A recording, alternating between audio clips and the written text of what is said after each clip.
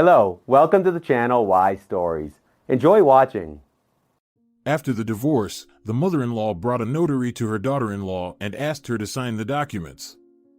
But the daughter-in-law just smirked and pulled out a will. "Are you sure you need this job?" Mrs. Spencer asked anxiously. She loved her daughter dearly and always worried about her life, like any normal mother. "Mom, I find it interesting," Rachel replied, embracing her mother. "My dear girl," Mrs. Spencer continued, "is a travel agency really your dream? You know geography was my favorite subject. I dream of traveling the world, and working in a travel agency will bring me closer to that dream," Rachel dreamily replied.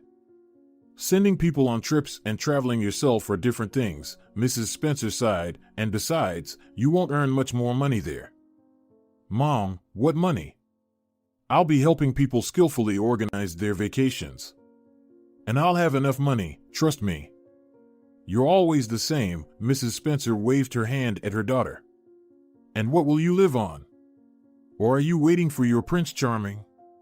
What kind of daughter have I raised?" "Certainly not one like you," Rachel laughed. "You're down to earth." "And what's wrong with that?" her mother protested. "Yes, I believe a person should provide for themselves decently to live comfortably. And you're pushing yourself towards a modest life. And how do you plan to travel then?" "Let me figure out my own life," Rachel replied somewhat sharply. After all, every parent should support their child. And every parent should protect their child from unnecessary mistakes. Mrs. Spencer looked affectionately at her daughter. "Think about that." "I will. I'll sit down and start thinking right now," Rachel said mockingly. "Stop being sarcastic," Mrs. Spencer raised her voice. "I care about her, and she's mocking me." "Mommy," Rachel approached her mother and hugged her from behind, "I love you. You're saying everything right, but I have my own opinion. Let me make mistakes and then draw conclusions. What am I here for then?" Mrs. Spencer looked at her daughter with sad eyes. "To help you avoid those mistakes. But you've made mistakes in your life too, and you learned from them. So let me learn from my own mistakes," Rachel pleaded. "Well, my dear," Mrs. Spencer gently placed her hands on her daughter's face. "I don't want to argue with you. Do as you see fit." "Thank you," Rachel kissed her mom, "but I'll know you're always there. It's a pity Dad isn't here." After these words, Mrs. Spencer grew sad, remembering her husband who passed away a year ago. The woman had a hard time coping with this loss. She was emotionally very attached to her husband. His sudden death was a blow to Mrs. Spencer. She lived for him, not noticing other men around her, and now, with him gone, she still saw no one around, living with her old memories. She woke up with his image in her mind and fell asleep with thoughts of him. If it weren't for Rachel, she would have gone mad from the pain that completely consumed her. Her daughter tried to envelop her with constant care. She walked with her mother around the city every day, and in the evenings, she held home movie nights for her mom. But despite this, Mrs. Spencer found moments for her sorrow. When Rachel wasn't home, the woman would take out the family photo album and carefully examine it, not missing the smallest details. 20 happiest years, Mrs. Spencer sighed over her husband's photograph and ran her graceful fingers over the picture, as if trying to touch him. Her favorite photo of him was the one where he stood in his military uniform. In her personal opinion, he looked very handsome and noble in it. Mrs. Spencer often reminisced about how for these 20 years, she and Rachel traveled around the garrisons following Eric Spencer. They visited different cities in our vast country. Mrs. Spencer understood where her daughter's passion for travel came from, but she wanted to keep her daughter close. She realized it was wrong, that Rachel should have her own life, rich and interesting, but she couldn't bring herself to do it. The prospect of loneliness was killing her. "Mom," Rachel interrupted her reminiscing, "what are you thinking about?" "As always," Mrs. Spencer sadly replied. "Thinking about Dad again?" Rachel asked anxiously. She was worried about her mom, seeing how hard it was for her. "I'm sorry for reminding you of him." "Oh, darling," Mrs. Spencer smiled, "you're not to blame. I just can't seem to learn to live without him." But you have me, Rachel approached her mother, adjusted a strand of her hair. And I also always remember Dad, and I'm also very sorry that he's no longer with us. Rachel remembered how a little over a year ago they received a call from the hospital informing them that Mr. Spencer had suffered a massive heart attack. The doctors fought for his life until the end, but they couldn't save him. At that moment, their home was filled with darkness and sorrow. Mrs. Spencer screamed, fell unconscious. The ambulance arrived quickly, telling Rachel that her mom had had a stroke. Rachel still remembered the feeling of hopelessness. She was very afraid of losing her mom too. She visited all the churches, lit candles for her beloved mother's health. She couldn't close her eyes, constantly thinking about her, and prayed for her all the time. When her mom was discharged, they immediately went to the cemetery, as Mrs. Spencer didn't attend the funeral. She couldn't even say goodbye to her husband. Rachel sometimes recalled all this, but more often it haunted her dreams, the soul-tearing cry of her mother and her sense of pain and irreparable loss. Over time, Rachel's soul pain began to subside. The girl began to embrace life fully, but she noticed how this pain continued to torment her mom. And you know what I realized? He will always remain in our memory, and also, Rachel looked intently at her mother, he would be very disappointed to see you like this. Why is that? Mrs. Spencer was surprised. Because life must go on. Do you think he would be happy to see you falling apart? How else? Mrs. Spencer sat down on the couch and, covering her face with her hands, began to cry. Rachel sat down next to her, rested her head on her shoulder. Tears welled up in the girl's eyes. And so, in complete silence and in unison, they sat and cried for about 10 minutes, until Rachel glanced at the clock hanging on the wall. "Oh!" exclaimed Rachel. "I'm already late for the interview." "Looks like we've completely fallen apart," Mrs. Spencer wiped her cheeks. "Go wash up and get ready." Rachel rushed to the bathroom to freshen up. Mrs. Spencer prepared the dress she was going to wear. "Sweetheart," Mrs. Spencer called out, "the dress is ready." "Thank you so much." Rachel dashed into the room. "I would have been late otherwise." "Good luck," Mrs. Spencer called after her fleeing daughter. 15 minutes later, Rachel got off the bus and headed to the address she had written down on a piece of paper. It was a hot spring day outside, the sun was blazing. Nature was blooming around, filling the earth with its beauty, but Rachel didn't notice any of it. She briskly walked toward her dream. "Good afternoon," she entered the travel agency office and greeted the girl sitting behind the desk. "I'm here for an interview." "What's your name?" the girl asked. "I'm Rachel," she introduced herself. "Please, have a seat," the girl requested. "Mr. Morris is currently busy."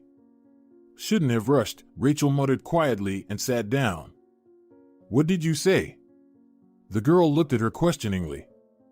"Oh, nothing, just thinking out loud," Rachel smiled and felt the awkwardness of the moment. "Wait here," the girl said seriously and stared at the computer screen. Rachel decided not to waste time. She started exploring the office. There were many photographs from different countries on the office walls. Also, there were shelves with various figurines and other knickknacks. The longest wall had a world map stickered on it, so colorful and detailed that Rachel couldn't resist and walked up to it. "It's so well thought out here," she said aloud. The stranger smirked and continued her work. Suddenly, the door to the office opened, and two men came out. Rachel glanced in their direction. One of them was a tall brunette in a business suit, and the other was a short man in sportswear. Which one of them is Mr. Morris? Rachel wondered. "We wish you a pleasant and unforgettable vacation," said the man in the suit. "Now it's clear who," flashed through Rachel's mind. "Mr. Morris," the girl from behind the desk suddenly stood up. "Someone came for an interview with you." The man looked at Rachel with an assessing gaze, then shifted his gaze to the girl. "Let her in," he said. "Please come in," the girl offered Rachel. Rachel entered the office, looking around. Diplomas and thank you letters hung on the walls. "My name is Arnold Morris," the man started the interview. I am the director of this travel agency and also its owner. What's your name? I'm Rachel. The girl sat down. Rachel, why did you decide to work in this field? The man asked. I spent my entire childhood traveling to different cities with my father, she began to explain, and I loved geography in school. Why were you traveling to different cities? He inquired. Well, my father was in the military, and my mom and I, like his family, had to go with him. Mr. Morris smirked. As far as I know, there are no former military. He passed away a year ago. Rachel sadly lowered her eyes. Pardon my tactlessness, he apologized. It's okay, you didn't know. I understand this will be your first job? Mr. Morris clarified. Yes, I really hope I'm suitable for you. The girl's eyes lit up with joy. What can you tell me about tourism? The man asked. Tourism is the recreation of a person who wants to gain new experiences and emotions, Rachel began, and a travel agency helps such people skillfully organize their vacation. Well, all right, Mr. Morris continued. Tell me, how many continents are there on our planet and which of them are interesting for tourism? Typically, 6 continents are distinguished. Rachel began her response as if she were back in school: Eurasia, Africa, South America, North America, Australia, and Antarctica. Most people prefer to travel in Europe, but each year there is an increasing influx of tourists to Africa. People also travel to North and South America and to Australia. Antarctica also has its demand, but here the demand is much lower, let's say, for enthusiasts. So you're saying that all continents are suitable for tourism? Mr. Morris looked meaningfully at her. Yes, Rachel answered uncertainly. Well, why so uncertainly? You need to speak confidently, then the client will trust you more as a professional. Okay, I'll definitely keep that in mind, Rachel said more confidently. That's better already, the man smiled. Rachel, let me tell you straight. I want to change employees, so I'm conducting interviews with candidates for the manager position today. I have several more interviews today. Fill out the form with Helen, and I'll get in touch with you. Thank you. Rachel left the office and approached the girl. Helen, I need a form to fill out. Here, take it. The girl handed her the sheet and pen. Oh, are you leaving? Rachel asked. Yes, why? Helen asked discontentedly. Why are you leaving, if it's not a secret? Rachel continued to inquire. Who knows what my boss didn't like? Helen burst out and shrugged. And I didn't like your lack of interest in this job. Mr. Morris came out of the office, having heard everything.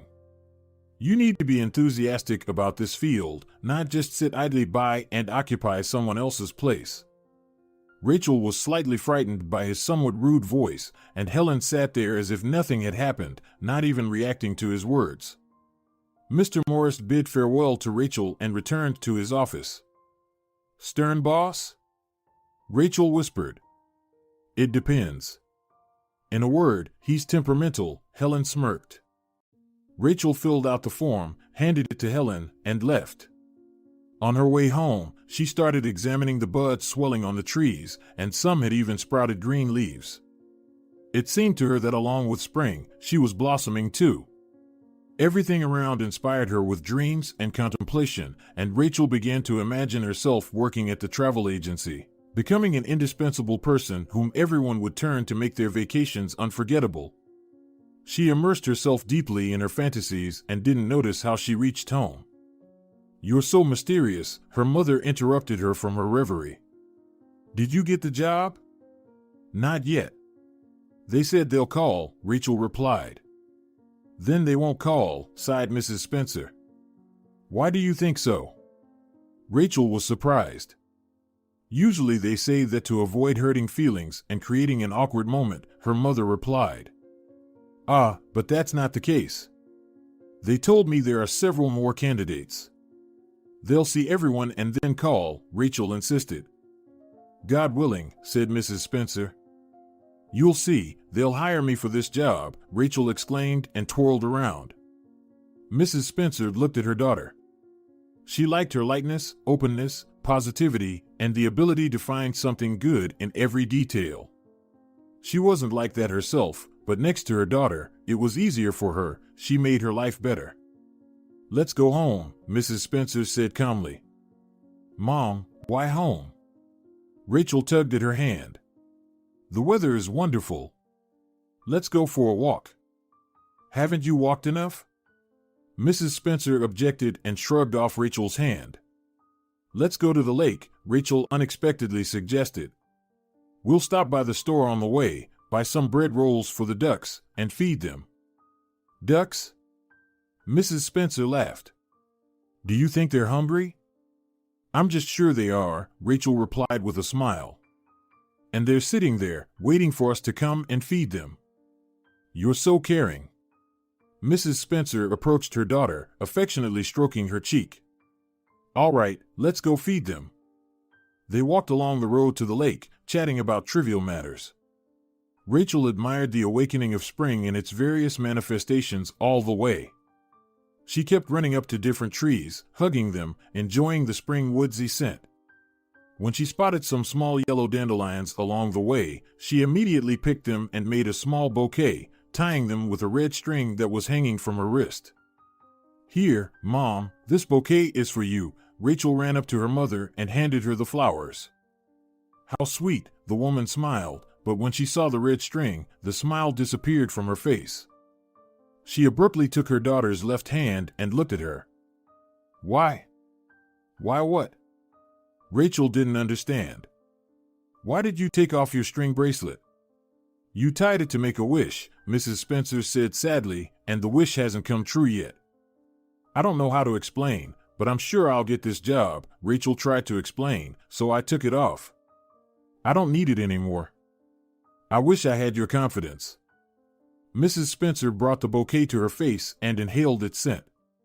It seemed to her that it contained everything: the sunshine, the blue sky, and even spring itself. "I love you very much." "And I love you," Rachel shouted to the whole park, causing even passers-by to turn and smile. "Stop shouting, people are looking at us," Mrs. Spencer reproached her. "Let them look, especially since they're smiling now, which means they feel good too." They reached the lake, started feeding the ducks, feeling some satisfaction from their help. The ducks immediately swam up to them, trying to eat everything, not leaving even a crumb. "Look how cute they are," Rachel pointed to the ducks. "It wasn't in vain that we came. The connection between humans and nature is something inexplicable, something intangible. And you're a philosopher on top of everything." Mrs. Spencer laughed. A future travel agency manager and a philosopher in one, Rachel laughed back and heard the sound of her mobile phone in her bag. She frantically started searching for the phone in her bag, knowing that they might be calling from work. "Yes, I'm listening," she answered the incoming call. "No, thank you." "Who was calling?" Mrs. Spencer asked. "Some bank, offering a loan," Rachel sighed disappointedly. She had been waiting for Mr. Morris's call, but he still hadn't called. "Let's go home." "But we just got here," Mrs. Spencer asked in annoyance. "What about the connection between humans and nature?" "I've had enough of nature," Rachel replied. Rachel grabbed her bag and headed towards home. "Wait for me," Mrs. Spencer ran after her daughter. She understood these sudden mood swings perfectly well. They were familiar to her, as she reacted the same way when she was eagerly awaiting something, but it just wouldn't happen. They walked home in silence. Mrs. Spencer tried to start a conversation with her daughter a couple of times, but to no avail. Rachel was no longer paying any attention to nature. She was lost in her thoughts, and judging by her expression, those thoughts were gloomy. "Sweetheart, let's have dinner," Rachel's mom called in the evening. "I'm not hungry." Rachel lay on the bed, staring at the ceiling. "This won't do," Mrs. Spencer said disappointedly. "I understand everything, but it's too early to draw any conclusions. They might call you tomorrow. And how will you work if you're not well rested?" "I don't want to eat," Rachel replied irritably. "Leave me alone." Mrs. Spencer didn't say anything else. She gently closed the door to the room and went to have dinner alone, while Rachel continued to lie on the bed. The sound of her mobile phone distracted her from negative thoughts, and she grabbed it. Yes, a smile appeared on her face. Tomorrow? At what time? All right. I'll definitely come. The girl rushed out of the room and casually walked into the kitchen. A smile never left her face. What's for dinner? Rachel sat down at the table. Mrs. Spencer looked at her contented daughter and realized that she had received the call she had been waiting for, and judging by her expression, the call was more than successful. So, you got the job, Mrs. Spencer said quietly, holding a cup of tea in her hands. Yes. Rachel joyfully shouted and ran to hug her mom. Quiet. Mrs. Spencer shouted as the sudden tight hug caused her to spill hot coffee on herself. Oh, sorry, Mom. Rachel led her to the sink and started pouring cold water over the burnt spot. Is it better now? Yes, but your news is giving me a hard time, Mrs. Spencer joked. Congratulations. Thank you, thank you. Rachel began to shower her mom with kisses. I'm so happy. How little you need for happiness, Mrs. Spencer smiled. No, Rachel said, I need a lot for complete happiness, and this is just the beginning of happiness. What do you need for complete happiness? Her mom asked. For you to be alive and healthy, Rachel kissed her mom, and also to find true love and travel the world with him. And what is true love like? Mrs. Spencer was terribly curious to hear her daughter's opinion on this matter. I think it's like yours with Dad, Rachel replied thoughtfully, always together and with the same interests. Well, then I wish you, my girl, to find your true love. Mrs. Spencer hugged her daughter and buried her face in her hair, inhaling the familiar scent. The next day, Rachel went to work in a great mood. She deliberately left early to avoid being late on her first day of work, and at the same time, to leisurely walk and enjoy the fresh spring air. Nature was still blooming, delighting with its fresh green color. Birds were chirping around, rejoicing in the arrival of spring, and people already looked somehow different, happier somehow. Rachel slowly walked along the road, observing all this beauty. There was a spring warmth in her soul. Happiness filled every cell of her being. Dreaming about her future, she didn't notice how she approached the office, which turned out to be closed. Strange, she thought, but there was nothing to do but wait. There were still 15 minutes before the start of the workday, so Rachel decided to buy ice cream from the nearby store. Just as she began to unwrap the ice cream, anticipating its sweet cold taste, a black car pulled up, and Mr. Morris stepped out of it. Good morning, she said to the man. And to you, good morning, Mr. Morris replied. Why did you throw away the ice cream? The man looked at her intently, and Rachel's legs trembled with fear. You don't need to be afraid of me, he softened his tone. I don't bite. Rachel smiled and followed the director into the office. Here's your workspace, he pointed to the desk in the office.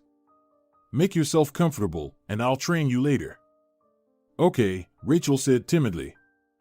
Be more confident, Rachel, the man added and went into his office.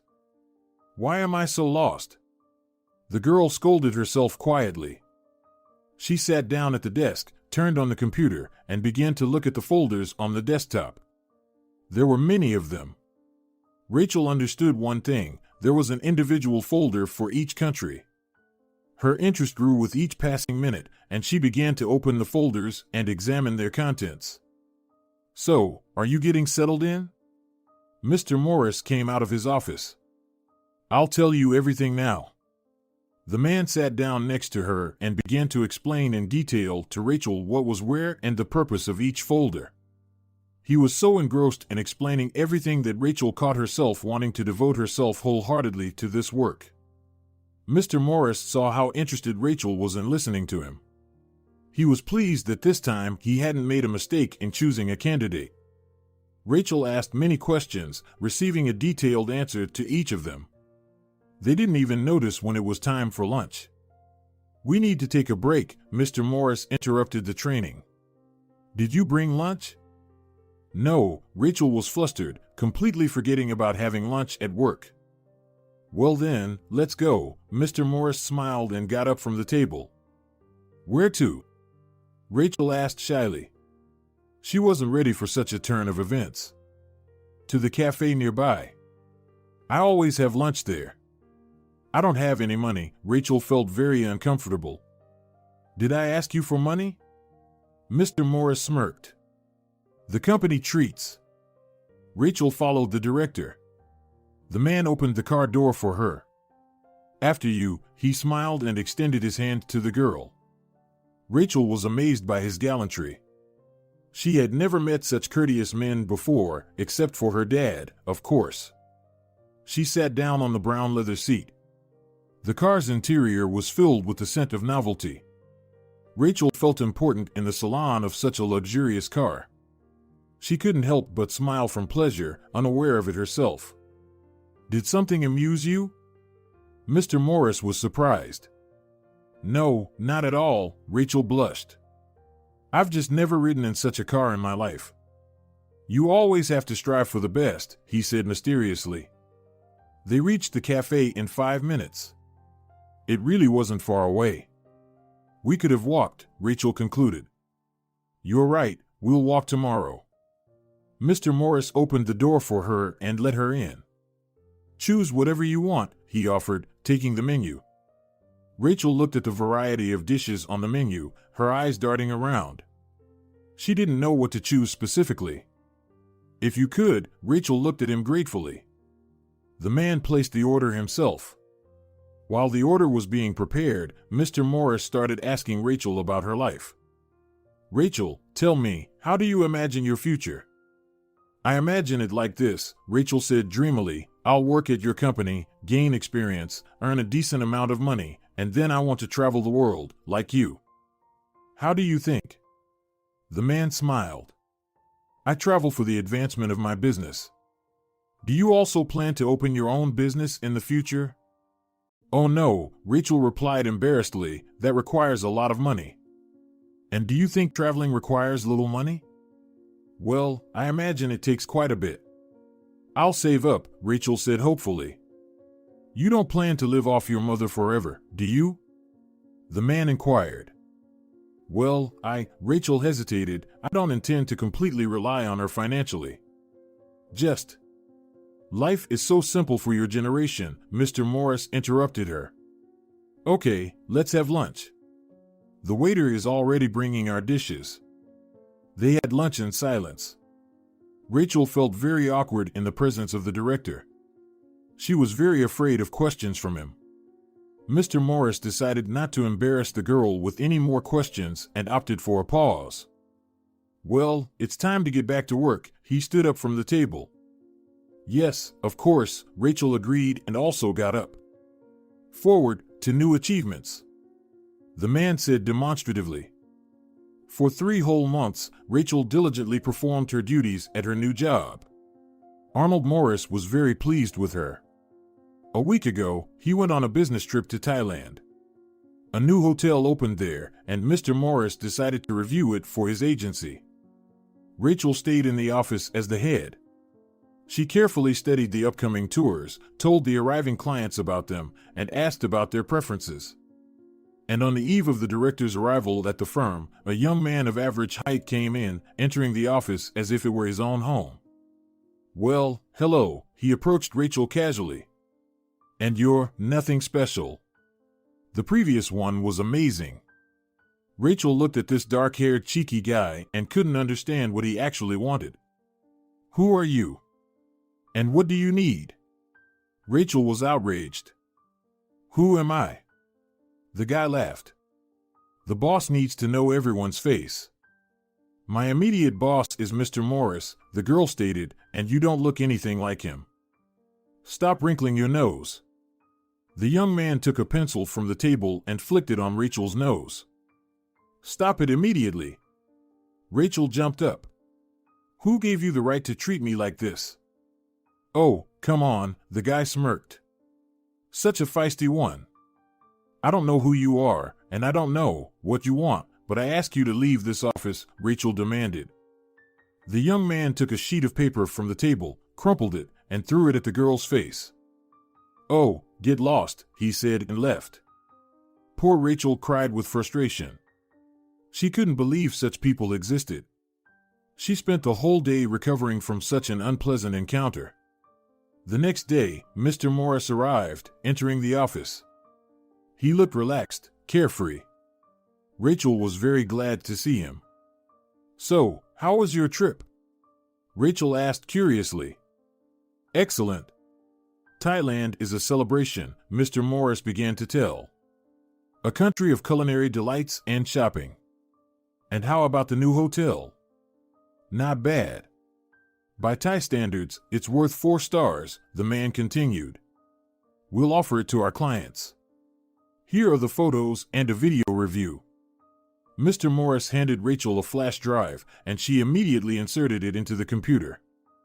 "Go ahead, familiarize yourself with the material. If you have any questions, I'll be in my office." Mr. Morris headed to his office, but suddenly the entrance door opened, and a woman entered, followed by the young man from yesterday. "You again," Rachel protested. "And why did you come?" The director addressed the visitors. "Hello, my dear," the woman approached the director and kissed him. "I couldn't wait for you to come home. So, we decided to come to you here." "I would have come home myself in the evening," Mr. Morris said calmly. "There was no need to come to my workplace." "Hi, Dad," the young man approached the man, stood next to him, and looked at Rachel. "So, do we look alike now?" "Dad?" Rachel was taken aback. She didn't expect that. "I don't understand," Mr. Morris stood in bewilderment. "Do you two already know each other?" "Well, sort of," the guy smirked. "I dropped by yesterday, but I received an unfriendly reception. Well, Rachel tried to explain. "Did you rudely behave again?" Mr. Morris began to reprimand his son. "When will you come to your senses?" "Boys, let's not argue," the woman requested. "Let's not have a showdown in front of a stranger. Rachel, I want to apologize for my idiot, whatever he did there." Mr. Morris approached the girl. "He means no harm. He's just not very bright. Arnold, watch what you're saying." "He's still your son," the woman objected. "By the way, let me introduce you. This is Rachel, my new employee," he introduced the girl. "She's smart, educated." Oh yes, the woman sarcastically remarked and looked Rachel up and down. "And this is my family," the man continued the introduction. "My wife Mary and my son Dennis." "Mr. D. Morris," the guy clarified. "Isn't it too much honor to call you Mr.?" Arnold smirked. "You haven't earned it yet. Maybe you should be more lenient with your son," the woman suggested. "What son?" Mr. Morris exclaimed in surprise. "He's already a grown man, so he should be responsible for his actions and know how to communicate politely with other people." "And what are you suggesting to me?" Dennis protested. "Should I apologize to her again?" "Your memory is short, son. I told you her name is Rachel," the man said angrily. "Whether to apologize or not should be your decision.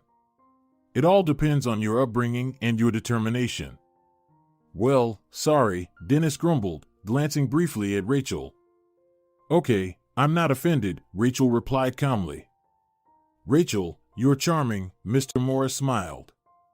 "How magnanimous of her," Mrs. Morris smirked. "Enough," the man snapped. "Stop this circus. Go home already. See you in the evening." "All right, let's go."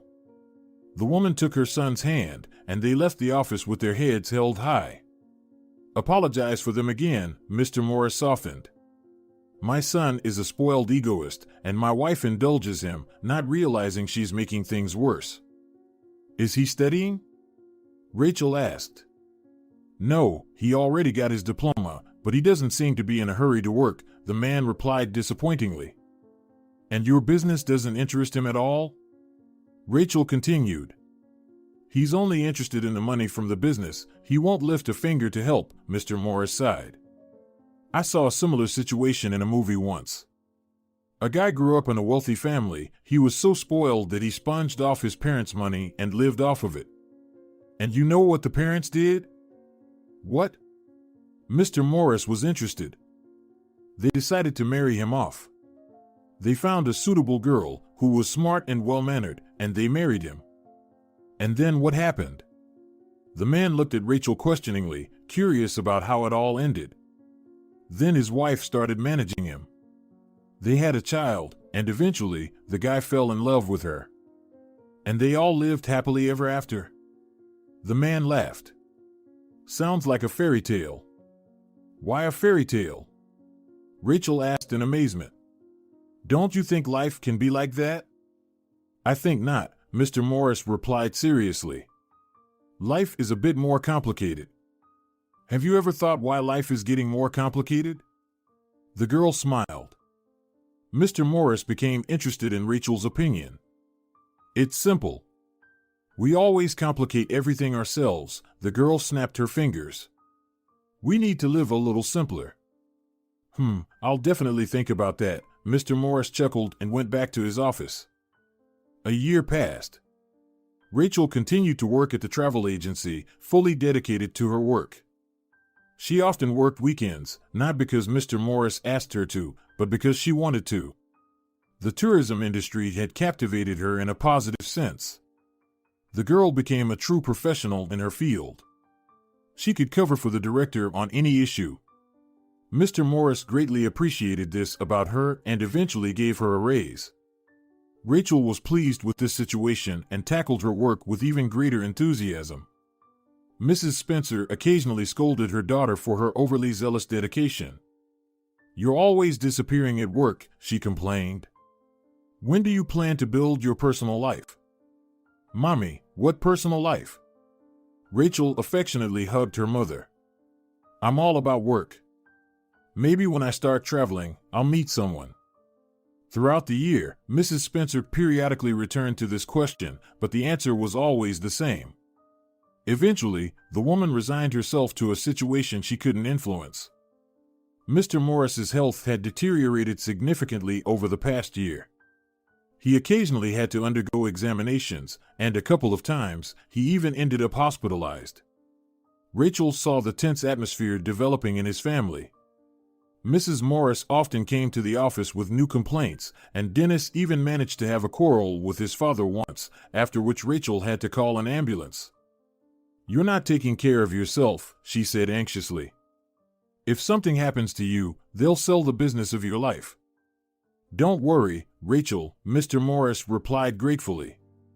Everything will be fine. And so, on a beautiful warm autumn day, Mr. Morris came to work in a cheerful mood and with a bouquet of white roses. Rachel hadn't seen him so inspired in a long time. You're positively glowing with happiness, the girl smiled. Is there a celebration?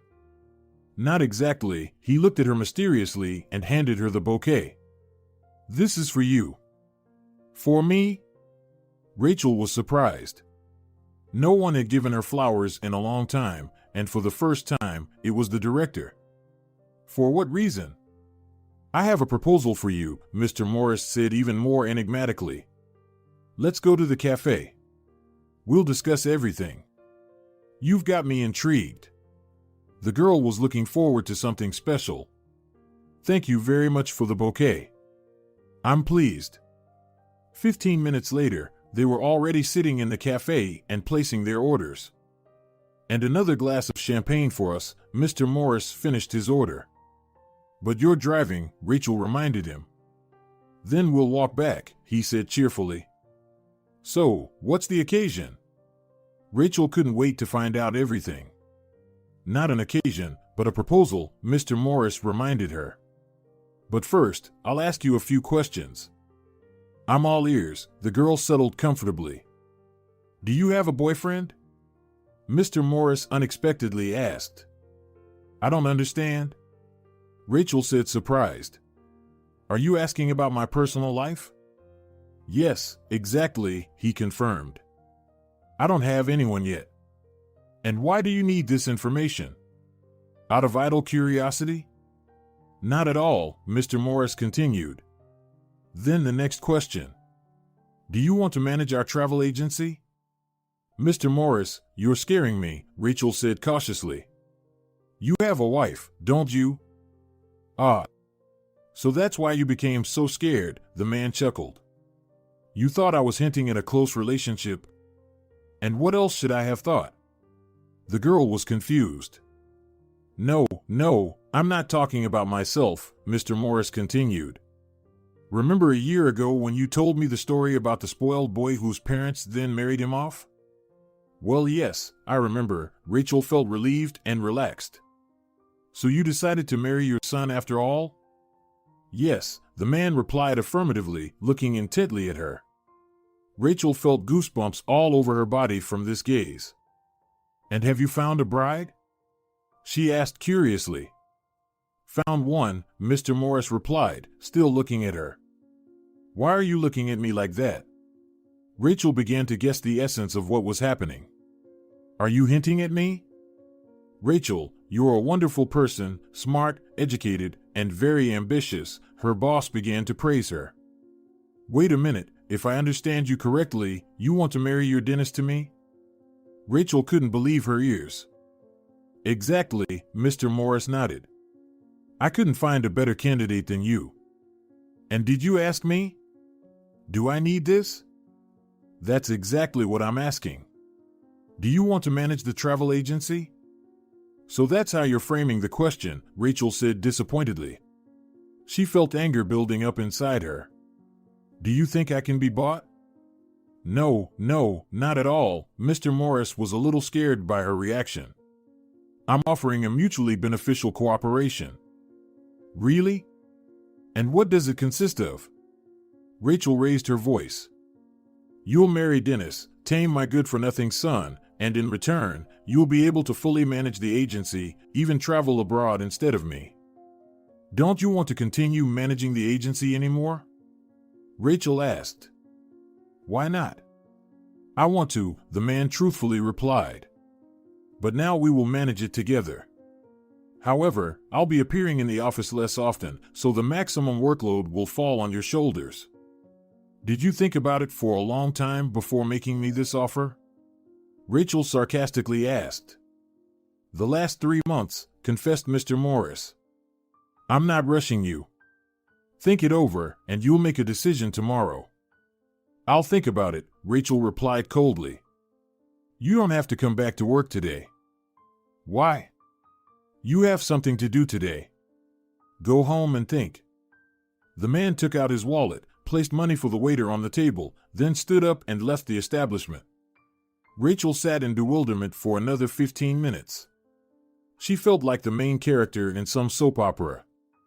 Will you be ordering anything else? The waiter's voice interrupted her thoughts. No, thank you. The girl got up and left. On the way home, she kept thinking about the director's proposal. In her head, she couldn't fit all the details of what was happening. She tried to distract herself with the beauties of autumn nature, its saturated colors, and the fresh rainy air, but she couldn't distract herself for long, and she plunged back into her thoughts. Why do you look so preoccupied? Her mother greeted her at home. What happened? I don't even know how to say this. Rachel lowered her gaze to the floor. What happened? Don't scare me, Mrs. Spencer was worried. The girl sat down on a puff in the hallway and grabbed her head with her hands. Rachel, honey, what happened? Her mother asked in fear. Don't just sit there, talk to me. Rachel couldn't hold back this information and told her mother everything in detail. Mrs. Spencer was shocked by what she heard, sat down next to her daughter, and started crying. Mom, that's enough. We need to think about what to do. Rachel came to her senses a little. What's there to think about? Mrs. Spencer shouted. Quit your job. Let them find another fool. Okay, the girl got up. Both of us need to relax and make a decision not based on emotions. I'll be back soon. Where are you going?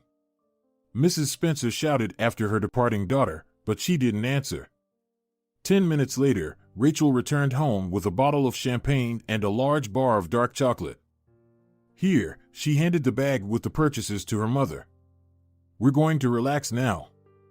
Mrs. Spencer took the bag and went to the kitchen. Rachel followed her. She opened the bottle of champagne, poured it into glasses. "I have a toast." She sat down at the table. "Let's toast to good sense." "It won't hurt us at all." Her mother sat down next to her. For 2 hours, they sat in the kitchen and discussed this topic, sometimes raising their voices. Each wanted to prove their point. In the end, they didn't agree on anything. "The champagne is finished, but the decision hasn't come," Rachel stated the fact. "I'm telling you, don't fall for the rich people's tricks. They can drag you into a swamp from which you won't be able to escape," Mrs. Spencer explained anxiously. "And I'm telling you, I've always dreamed of managing a travel agency, and a spouse is just a free addition." "How simple it is for you," her mother puzzled. "A spouse is just a free addition? And what's not simple then?" "Well, I'll marry him, I'll travel abroad.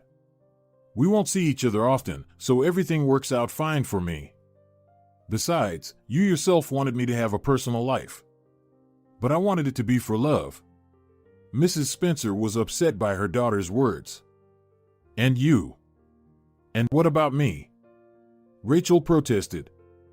"I see a goal and go for it. Maybe we'll love each other somehow later." "My girl, you have no idea what you're getting yourself into." Mrs. Spencer cried out of frustration. "Mom, please don't cry." Rachel approached her and started patting her back. She didn't like it when her mom cried. Her tears touched her to the core. "Please, calm down." "Oh, decide it yourself then." Mrs. Spencer wiped tears from her face, but they wouldn't stop. "You've heard my opinion, now think." Mrs. Spencer went to her room, and Rachel remained in the kitchen to think. She knew firmly that becoming the manager of the travel agency was a new level for her. But she wasn't eager to get married, especially to that narcissist Dennis. She sat in complete confusion, although deep down, the answer to the question had already matured. She just wasn't ready to admit it to herself yet. Rachel fell asleep towards dawn. Constant thoughts and pondering the situation kept her from sleeping. "Good morning, sweetheart," her mom woke her up with a gentle voice.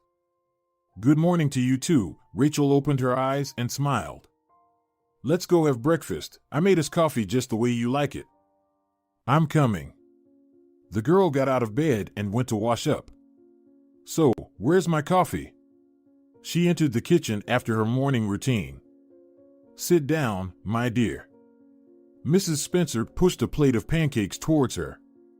"And pancakes too." Rachel reached out. "You're spoiling me today." "Well, can't I pamper my child sometimes?" Her mom smiled and took a sip of coffee. "I don't mind." Rachel started tasting the pancakes. "How delicious." "Thank you, I'm glad to hear that." Mrs. Spencer was pleased that she pleased her daughter. "Why are you looking at me like that?" Rachel noticed her mother's intense gaze. "I understand, you want to know my decision?" "No, not at all. I just like how you eat pancakes." "Mom, let's be honest." Rachel pushed the food aside. "Do you need an answer from me?" "No," the woman replied confidently. "I'll accept any decision you make. After all, it's your life." "And do you not want to know my decision now?" Rachel asked animatedly. "Why?" Mrs. Spencer added. "If you decide to get married, I'll find out anyway, or won't you invite me to the wedding?" "Let's not rush things," Rachel winked. "Let everything happen in its own time." Rachel finished her breakfast, kissed her mom, and went to work. On the way, she continued to contemplate her decision, weighing all the pros and cons. She clearly realized that her life would change dramatically in the near future. "Good morning," she greeted her boss, who was already standing at her desk, eagerly awaiting her arrival. "Good morning," Mr. Morris politely replied. "How are we doing?" "Are we, or is it just me?" Rachel clarified. "It's a joint affair, so it's more accurate to say we." Rachel placed her purse on the table, sat on the visitor's couch, gesturing for him to sit next to her. "I've thought about your proposal," Rachel calmly began. "In principle, I agree, but I have a few questions and conditions." "You're amazing for deciding after all," Mr. Morris exclaimed enthusiastically. "I want the wedding to be modest, just the closest ones," Rachel continued. "Why modest?" The man was surprised. "I thought we'd throw a big celebration. After all, it's my only son getting married." "We're not getting married for love, so a modest wedding is enough," Rachel explained. "We'll each live in our own place." "That's where I strongly disagree," Mr. Morris interrupted her.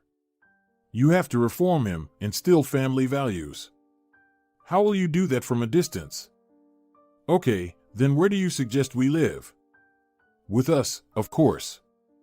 We have a big house, there's enough space for everyone," the man replied firmly. "Okay," the girl reluctantly agreed. "Having children is out of the question."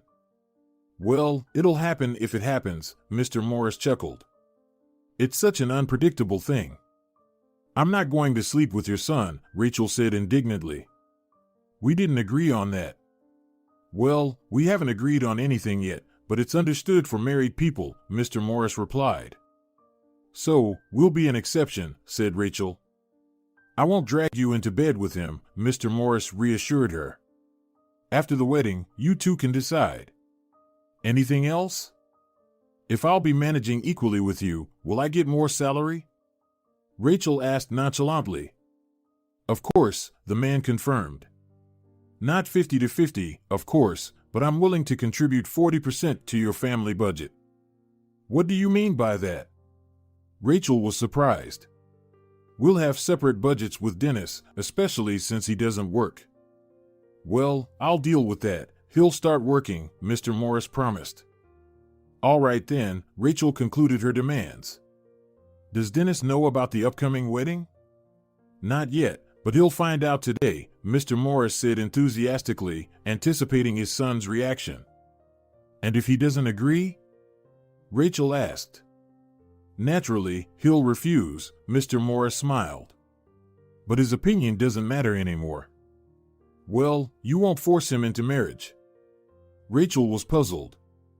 For a moment, she thought that this whole plan might fail. "Oh, Rachel, don't worry, I have other, more intelligent methods." The man got up and left for home. "Get ready to meet tomorrow and warn your mom," he instructed. "Okay," Rachel nodded. Mr. Morris returned home in a wonderful mood, confident that nothing and no one could change it. "Where's my beloved family?" he called out loudly. "Why are you making so much noise?" His wife came out to meet him. "And why are you so happy?" "I'm in a wonderful mood, and I have terrific news." He hugged his wife, took her hand, and led her to the living room. "Where's Dennis?" he asked. "At home, I'll call him," Mrs. Morris said cautiously and went to fetch her son. 2 minutes later, she returned, followed by Dennis. "Hi, Dad," the boy greeted. "What's your news?" "Sit down," he seated them on the couch. "A celebration has come to our house." Mrs. Morris and Dennis exchanged glances and continued to listen to the head of the family. "So, in our family, there will soon be a wedding," Arnold joyfully announced. "We need to start preparing." "What wedding?" Mrs. Morris didn't understand. "Our Dennis is getting married." The man looked at his son's reaction. He sat calmly, his face paled, and he lost his speech. "Are you joking?" His wife was outraged. "What wedding?" "Dennis, are you getting married?" The young man sat motionless, staring blankly ahead. "Dennis, can you hear me?" His mother started shaking him. "Did you forget to tell me about the wedding?" "Mom, I don't understand," the boy barely managed to speak. "Let him come to his senses," Mr. Morris interrupted his wife and sat next to his son. "Can't you see, the boy is speechless with joy?" "Are you laughing?" Mrs. Morris sniffled and took out a handkerchief to wipe away her tears. "Why do I always find out everything at the last moment? And who's the bride? Ah, finally that question. The man was very pleased with his scheme. And the bride is Rachel. Rachel? His wife was surprised. I've never heard Dennis mention anyone named Rachel. Rachel, who works for me, Mr. Morris declared. What? Mrs. Morris was amazed. That upstart? I would appreciate it if you'd speak more respectfully about your future daughter-in-law, the man requested. He'll never marry her. Mrs. Morris began to shout. Son, why are you silent? Or are you okay with everything? Mom, please leave, Dennis spoke up. I need to talk to Dad. I'm not going anywhere, the woman resisted. Mom. Dennis raised his voice. I'm asking you. Mrs. Morris huffed at her son and left. What did I do to deserve you deciding to marry me off to your employee? Dennis asked calmly. That's the thing, you do nothing, you're wasting your life, his father replied. I'll get my act together, I'll change, the son began to promise. I don't believe your promises anymore. You've told me that 100 times already. Dad, I don't want to get married, and I won't, Dennis declared. And where will you go? Mr. Morris smirked. If you don't marry Rachel, then I'll cut you off completely, understood? Understood, Dennis nodded. It's cruel of you, I didn't expect this. And I didn't expect to have such an irresponsible, uninitiated, arrogant, lazy egoist for a son. What a high opinion you have of me, Dennis was offended. I'm just stating the truth, one doesn't get offended by the truth. You don't know me at all. You're always at work, Dennis's face instantly turned sad. I can count on one hand how many times you've been at my birthdays. You don't know who my friends are, but you know all the cities in the world. Convenient, right, Dad? To wait until your son grows up and only then remember he exists. And what have you been living on all this time? The father raised his voice. What bought this house, your car, and much more? I needed a father, not a wallet, Dennis said bitterly. You'll get married, and that's final. Mr. Morris shouted. Understood? Yes, I've understood everything for a long time, Dennis stood up. I'll get married. Maybe after that, you'll start to notice me. Dennis looked into his father's eyes. He wanted him to see and understand that he was wrong, but it didn't happen. Go on, get ready for tomorrow's meeting, Mr. Morris ordered in a commanding tone. Dennis left the living room, and Mrs. Morris entered. She had been standing behind the door and had heard their entire conversation. You know, Arnie, the woman calmly began, I've always tried to support you, but you're wrong now. It's your fault that he turned out this way, the man said harshly. It's not my fault. I'm a mother, which means I should always be there. But where were you all his childhood, and generally always? Ungrateful, he shouted after his departing wife. The next day, Mr. Morris came to work, and Rachel was already in the office. Tonight, you and Mom come to dinner at our place at 7, he said, entering his office. Rachel immediately understood that yesterday's family conversation had not gone well, but since they were invited to dinner, it meant the wedding was on. The whole day passed productively, quickly, you could say, it flew by.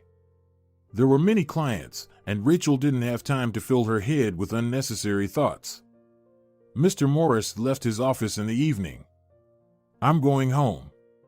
We'll expect you at 7, he said casually, as if he were doing them a favor. Exactly at 7 in the evening, Rachel and her mother stood at the front door of Mr. Morris's house. Welcome, he opened the door already in a good mood and invited them in.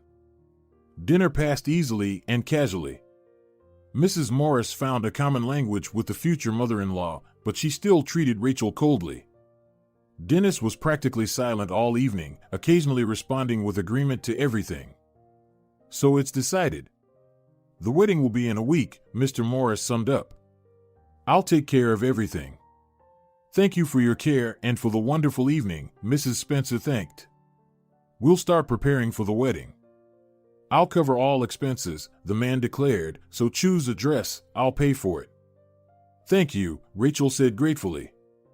Dennis, escort the ladies out, Mr. Morris requested. Yes, sir. Dennis bowed demonstratively to his father. Enough fooling around, the latter chuckled. Go on. Are you sure you made the right decision? Mrs. Morris asked her husband when everyone had left. Absolutely. I've never been so sure of anything, Mr. Morris affirmed. Dennis escorted the ladies to the exit, opened the door for them. Goodbye, Dennis, Mrs. Spencer said goodbye and stepped aside from the kids so as not to disturb them. Dennis, Rachel decided to talk. I see that this wedding is a burden for you, but Mr. Morris is confident it will benefit you. Do you always follow someone else's opinion? The guy smirked. Don't you have your own? I have everything I need. I just fully agree with him on this issue. Goodbye, future wife, Rachel teased Dennis. But I can't promise that the future will be happy. Rachel wanted to retort, but he slammed the door right in her face. Get used to it, her mother said in annoyance. There won't be any other attitude toward you, at least for the time being. It's okay, we'll get through this, Rachel said spiritedly. A week later, the wedding ceremony took place. Rachel was in a snowy white dress. She looked fantastic, everyone noticed it. Dennis, on the other hand, wore a strict black suit. Despite his parents' dissuasion from black, suggesting dark blue instead, the guy insisted on it, saying that for him, it wasn't a celebration but rather the funeral of his freedom. His parents didn't insist, deciding it would be easier this way. After the marriage, everyone went to a restaurant where a table had been booked in advance, and the menu had been discussed. My dear children, Mr. Morris began his toast, I am very happy that you got married, so to speak, created a new unit of society. I wish you all the happiness and prosperity from the bottom of my heart. So let's drink to that, Dennis interrupted and downed a glass of champagne in one gulp. You shouldn't drink so much alcohol, his mother whispered, you'll get drunk quickly. What's wrong with that? Dennis asked, surprised. Maybe I want to get drunk so I don't have to see this farce sober. Son, stop talking nonsense, Mrs. Morris tried to reason with him. Behave yourself properly. By the way, about gifts, Arnold decided to continue. We decided to give you a honeymoon trip to the city of love. To Venice? Rachel asked, admiringly. That's why I love you, for your knowledge of your business and resourcefulness, the man smiled. And how long are we going there? Dennis asked gloomily. For 10 days, Mrs. Morris announced. Plus, we're giving you a card with a decent balance. Don't deny yourselves anything. Don't worry, we won't, Dennis replied carelessly. And I never doubted you, Mr. Morris began to sound annoyed, judging by his tone. Thank you very much for the gift, Rachel thanked and kissed her father-in-law and mother-in-law. Now it's my turn to congratulate, Mrs. Spencer said shyly. I hope this marriage will eventually be happy, that you'll understand each other and learn to listen and hear each other, and that love will appear in your family. Nice toast, Mr. Morris praised. To the newlyweds. Rachel didn't expect such a turn of events, and she felt uneasy. Dennis silently got up, approached his wife, and kissed her passionately on her soft lips. Rachel couldn't resist and responded to the kiss. Maybe something good will come out of this, Mrs. Morris commented quietly. A week later, Rachel and Dennis flew to Venice. There, with the help of alcohol, they more or less found a common language, went on excursions, and enthusiastically discussed them afterward. They also visited medieval palaces, walked through the most famous places in Venice, and a couple of times they had romantic evenings with gondola rides and dinners in local restaurants. On the last evening, they decided to order dinner in their room. Not a bad vacation, Dennis stood by the window with a glass of wine. And you're pretty cool. Well, you're not bad yourself, Rachel approached him and clinked glasses. To us. To us, Dennis smiled and kissed Rachel. The girl felt his passionate lips. Inside her arose an irresistible desire. Dennis felt her desire on a fluid level. It was mutual. He touched her waist with his hand and slowly moved it along her back. Rachel pressed closer to him. Dennis took her glass and placed it on the table next to his own. Rachel stood frozen, unable to move. The young man looked at her with the gaze of a predator before the jump and, approaching her, took her in his arms and carried her into the bedroom. The next morning, Rachel woke up and realized what had happened. She looked at her husband, who was peacefully sleeping. He seemed so cute and vulnerable to her. She hugged him and fell asleep again. "Wake up quickly," Dennis woke her up 3 hours later, "or we'll be late for the plane." "What?" exclaimed Rachel, looked at the clock, and gasped. They flew home in silence, as if nothing had happened. Upon arrival, they found out that Mr. Morris was in the hospital. "Why didn't you tell me anything on the phone?" Dennis asked his mother. "Son, nothing is known for sure yet. I didn't want to worry you," Mrs. Morris justified herself. "You should have told me." He raised his voice at his mother and left, slamming the door. "It's my fault," the woman said sadly. "Don't blame yourself. You wanted what's best," Rachel supported her. "Thank you for your support, but in the future, please don't interfere in my relationship with my son," Mrs. Morris said to her and left. Rachel stood in confusion and bewilderment. What could she have done to deserve such treatment? So she decided that she just got caught in the crossfire of her mother-in-law's anger. "Rachel, will you go see father?" Dennis peeked in. Yes, of course. The girl really wanted to visit Mr. Morris. An hour later, they were already standing outside the ward, talking to the attending physician. "Doctor, what's wrong with him?" Dennis was worried. "And how serious is it?" "I won't lie. It's more serious than we thought," the doctor replied. "And is there no hope?" Rachel asked anxiously. "There's always hope," the doctor reassured. "Excuse me, but I need to go to surgery." Dennis and Rachel entered the ward and saw the helpless father. "How are you?" Son took his hand. "Well, there have been better days," Arnold joked. "If you're joking, it means you're getting better," Rachel smiled. "I wish I could believe that," Mr. Morris sighed. They talked for 30 minutes. The young couple talked about their trip, and the father just listened, occasionally making admiring remarks. "Mr. Morris, it's time to rest," the nurse entered the room. "I'm sorry, they will leave soon, we'll talk a little more," the man said quietly. "Okay, but not for long." The nurse left. "Rachel, could you leave us alone?" the father asked. "Of course." Rachel quietly left the room. "Son, don't leave her," he grasped his son's hand, "be there for her." "Dad, you're talking as if you're saying goodbye." "Stop it. Promise me." The father pleaded. "I can't promise you that," Dennis said dejectedly. "I'm sorry." "Too bad," the father let go of his hand. "Bring me Rachel." Dennis kissed his father and left the room. "Go, he's calling you," he addressed Rachel. Rachel quietly entered the room. "Did you call me?" She clarified. "Yes, sit down, I have something to tell you." They talked for only 2 minutes, after which Rachel put some paper into her purse and left.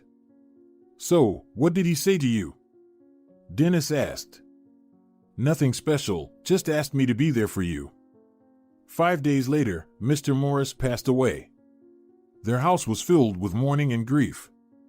Mrs. Morris cried all the time. Mrs. Spencer comforted her, as she perfectly understood her feelings. Dennis walked around mournfully and gloomily, and Rachel tried to support everyone, although she herself felt desperate. A month after the funeral, Dennis came to Rachel's office. "Let's get divorced," he suggested. "Why? Are you unhappy with me? Our marriage was originally fake, so there's no point in breaking the charade now." "But what if I don't want to?" Rachel tried to resist the divorce. "But I do," Dennis firmly decided. "Is this your final decision?" Rachel clarified. "And you won't change your mind?" I've made up my mind, the guy confirmed. Fine, I agree, Rachel consented.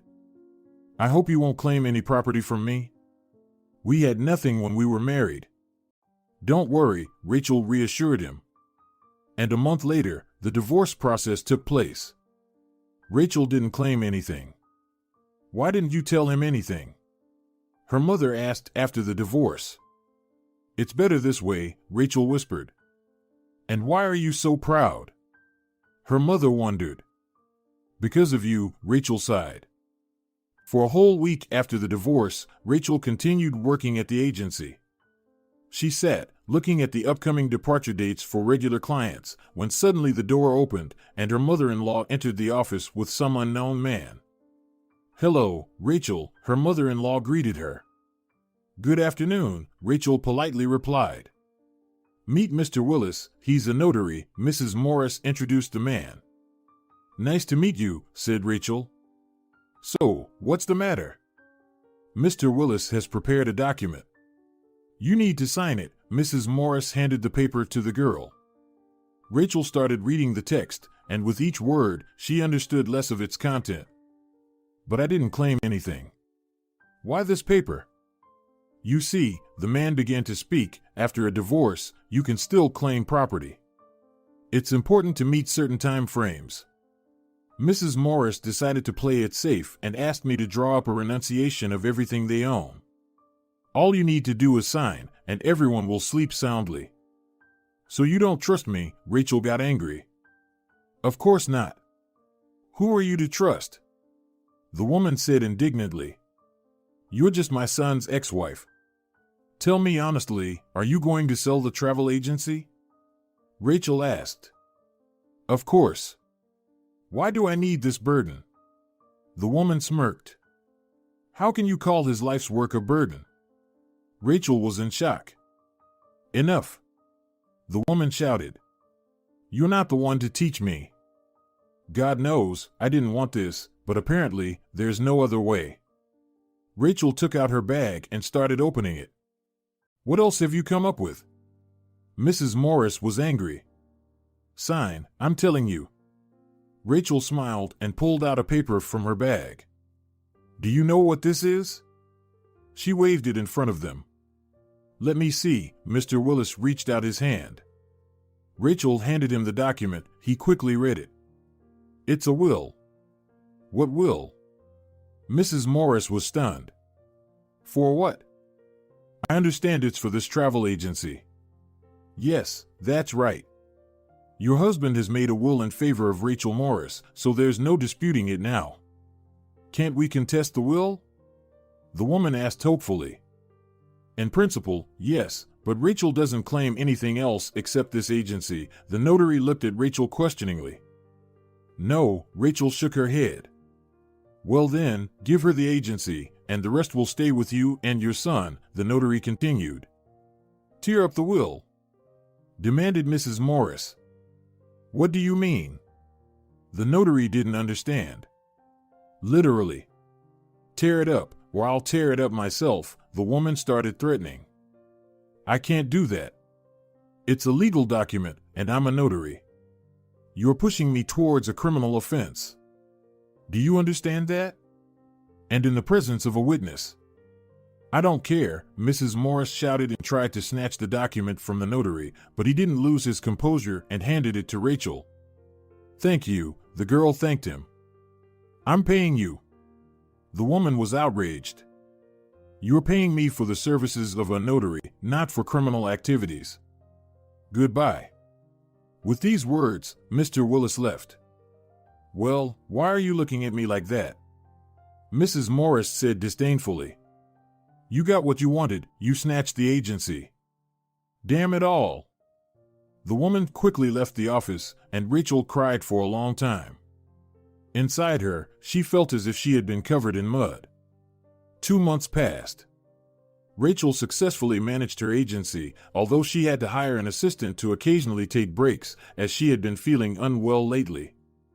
Mrs. Morris no longer appeared in her life, just like Dennis.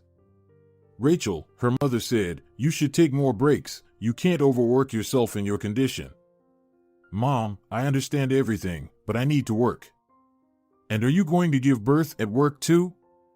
Mrs. Spencer protested. Don't talk nonsense, Rachel pleaded. Maybe you should still tell Dennis about the baby?